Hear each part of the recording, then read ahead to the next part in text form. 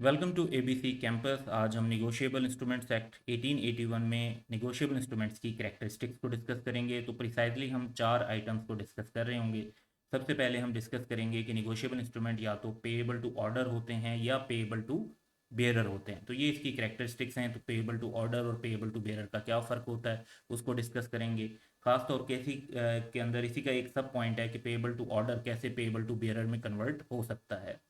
और उसके बाद है restriction under state bank of Pakistan act 1956, जो हैं उनको डिस्कस कर लेंगे। फिर इसकी इजी ट्रांसफरेबिलिटी, निगोशिएबल इंस्ट्रूमेंट का सबसे जो बड़ा फ़ायदा है वो इसकी इजी ट्रांसफरेबिलिटी है, इसको डिस्कस कर रहे होंगे। और उसके बाद title of holder in due course को डिस्कस करेंगे।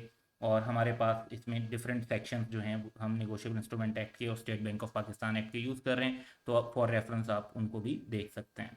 तो स्टेप वाइज इन सारे आइटम्स की तरफ चलते हैं।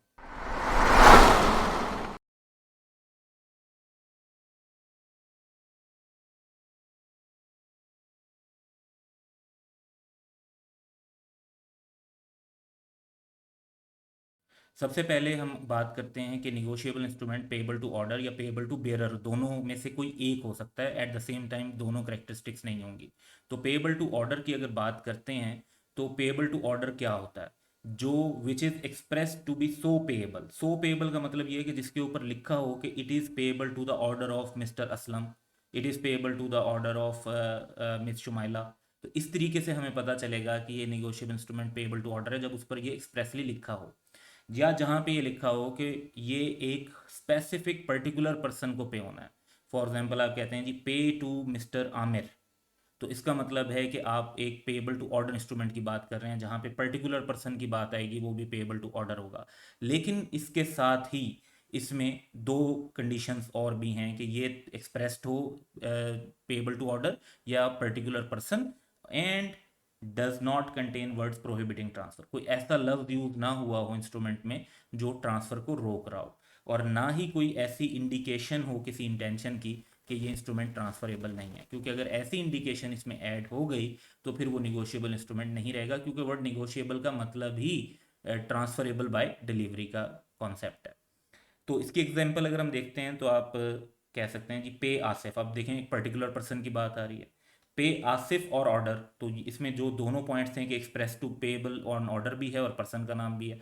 और इवन अल्टरनेट भी आप यूज़ कर सकते हैं, जैसे आप कह सकते हैं पे आसिफ और बशीर, कि या आसिफ को पेमेंट करनी है या बशीर को करनी है। तो यहाँ पर भी पर्टिकुलर पर्सन ही समझा जाएगा, ये पर्टिकुलर पर्सन से डिफरेंट बात नहीं हो जाएगी।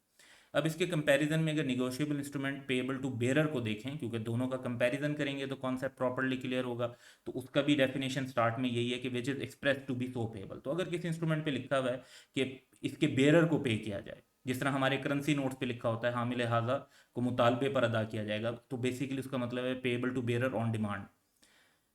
तो ऑन विच द ओनली और last endorsement is an endorsement in blank. Endorsement कहते हैं जब साइन किया जाता है किसी इंस्ट्रूमेंट पे उसके ट्रांसफर करने के लिए, और जब इस तरह से साइन किया गया ट्रांसफर करने के लिए और उसके अंदर किसी का नाम मेंशन नहीं किया गया, तो वो इंस्ट्रूमेंट भी पेएबल टू बेयरर बन जाता है, क्योंकि फिर कोई भी पर्सन उसमें अपना नाम लिखकर उसकी पेमेंट क्लेम कर सकता है। तो जो जिस तरह से हम कहते हैं जी ब्लैंक चेक दे दिया, यानी कोई भी पर्सन जो है ना जाकर उसके पैसे को क्लेम कर सकता है, या बाजू का अमाउंट ब्लैंक है तो यानी अपनी मर्जी की अमाउंट फिल कर सकता है। तो if an instrument is payable to any person whosoever bears it then it is called payable to bearer। यानी अगर आप कहते हैं कि जिसके पास होगा उसको पेमेंट मिलेगी, तो फिर इसका मतलब है कि वो पेएबल टू बेयरर है। टर्म बेयरर डिफाइन की गई है निगोशिएबल इंस्ट्रूमेंट एक्ट में, जिसका मतलब है कि person who by negotiation, negotiation means यहाँ पे transfer, comes into possession of negotiable instrument which is payable to bearer. तो जो पेएबल टू बेयरर इंस्ट्रूमेंट का होल्डर है उसे हम बेयरर भी कहते हैं। एग्जाम्पल इसकी हम देख सकते हैं कि पे आसिफ और बेयरर। तो अब ये पहला पॉइंट कवर हो गया। दूसरे में भी सेम पॉइंट पहले वाले ये कि पे बेयरर, और तीसरे में है pay to bearer of this instrument. तो ये वाला पॉइंट कवर हो रहा है। जो फर्स्ट पॉइंट है उसके अंदर दोनों पॉइंट्स कवर हो रहे हैं कि आप आसिफ या बेयरर को पे कर दें या बेयरर को पे कर दें। और जो इंडोर्समेंट है इसको हम ज़रा डिस्कस करेंगे नेक्स्ट पॉइंट पर। लेकिन अब कुछ पॉइंट्स जो इन दोनों से रिलेट करते हैं वो क्या हैं? निगोशिएबल इंस्ट्रूमेंट में be made payable to two और मोर पेज ज्वाइंटली। यानी आप ये भी कर सकते हैं कि आसिफ एंड बशीर को पेमेंट की जाएगी, तो ये ज्वाइंट पेज भी हो सकते हैं। It may be made payable to in the alternative to one of two. इसकी एग्जांपल तो यहाँ ये दी हुई भी है। कि पे आसिफ और बशीर, और वन और सम ऑफ सेवरल पेज, आप आसिफ एंड बशीर एंड और भी लगा कर सकते हैं। तो अगर आप ऐसा कर देते हैं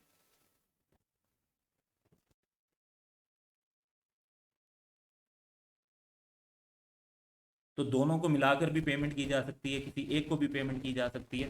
तो इस तरह के डिफरेंट इंस्ट्रूमेंट आप बना सकते हैं। तो एग्जांपल हमने ऑलरेडी भी एक शेयर की हुई थी, आपके साथ बात कर ली इस पर। अब नेक्स्ट देखते हैं।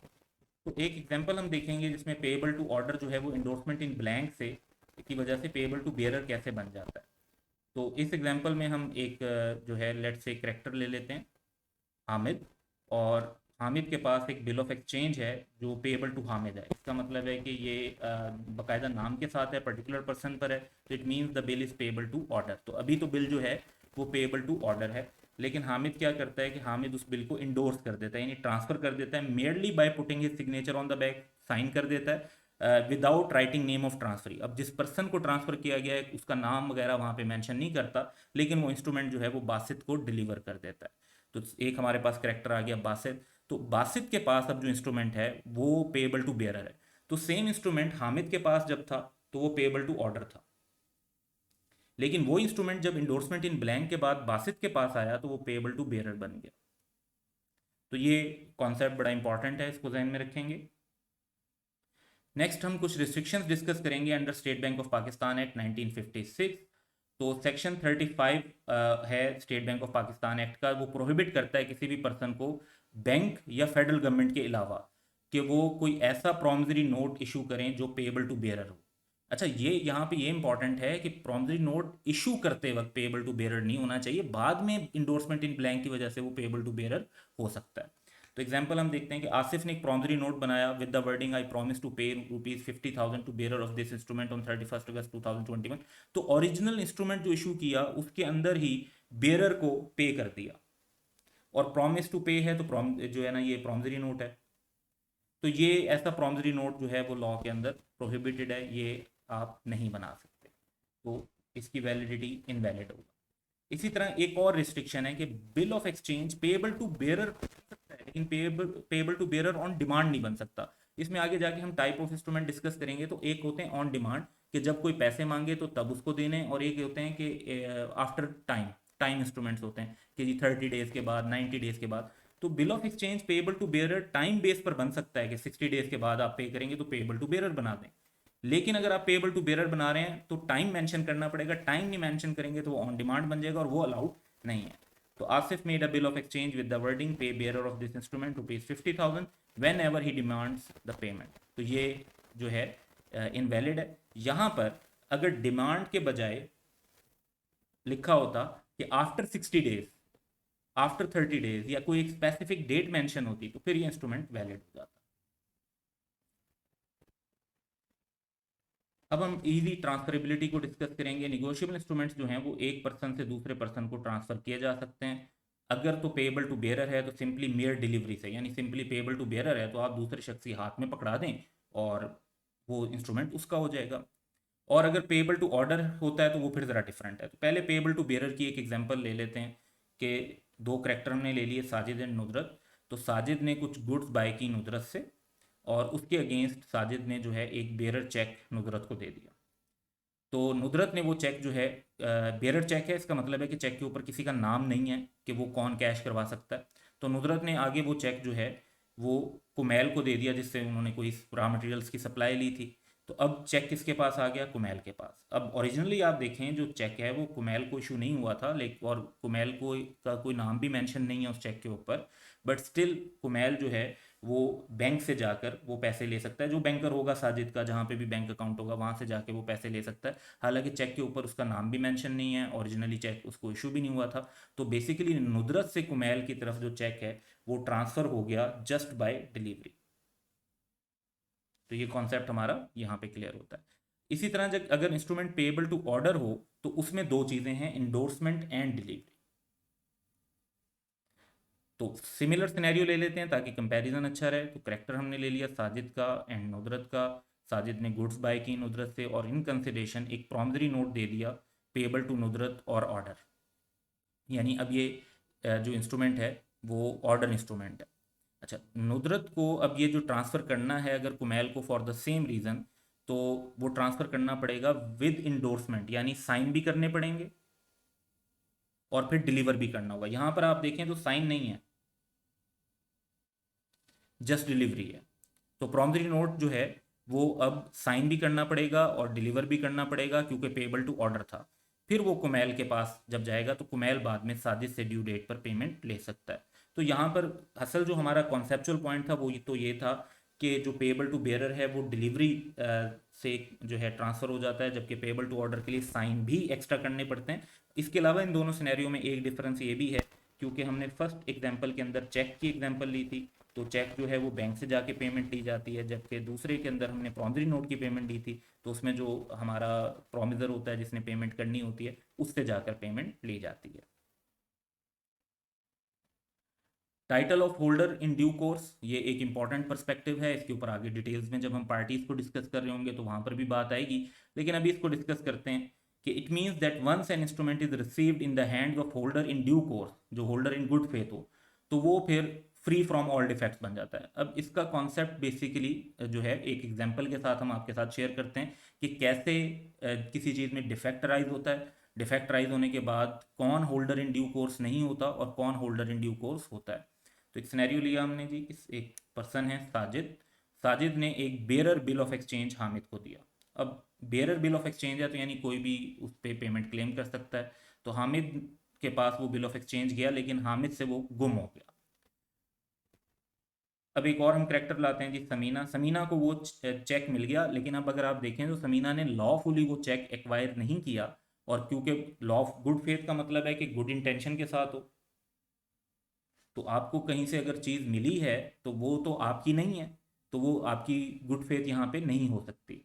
फॉर दैट रीज़न समीना जो है वो लॉफुली इस पर अमाउंट रिकवर नहीं कर सकती, क्योंकि वो होल्डर इन ड्यू कोर्स नहीं है।